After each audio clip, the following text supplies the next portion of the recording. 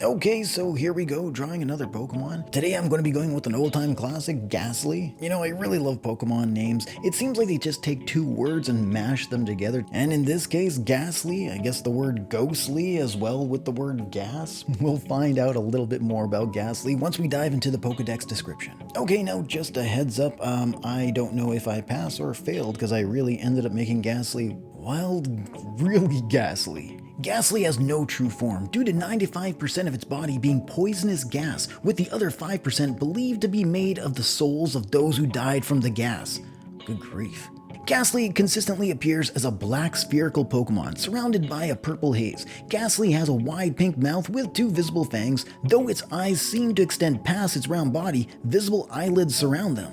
It produces a faint, sweet smell. The toxic gas surrounding the main body can induce fainting and suffocation, and it's capable of enshrouding any enemy of any size. Gastly's gaseous form makes it one of the lightest Pokemon in existence. The anime suggests that Gastly has a playful personality, often frightening and playing pranks on people for fun. However, it has shown a willingness to preserve or pass on the memories of departed humans. It has further been shown changing form and creating illusions, and it's capable of phasing through solid objects and forming tangible hands out of its gases. Gastly can be found within caves and old dilapidated buildings, but may also be seen outdoors during nighttime. Its gaseous body will dwindle away when exposed to strong winds, so they huddle together in decent-sized groups under house eaves to avoid the wind. They may also cause flickering lights in abandoned houses. In Generation 1, Nightshade was its signature move. Alright, so I'm going to do something that I never really do. I'm actually going to talk about my drawing. So as you've probably noticed, when I'm drawing Pokemon, I tend to make them look a little bit more dark, a tad bit more creepy.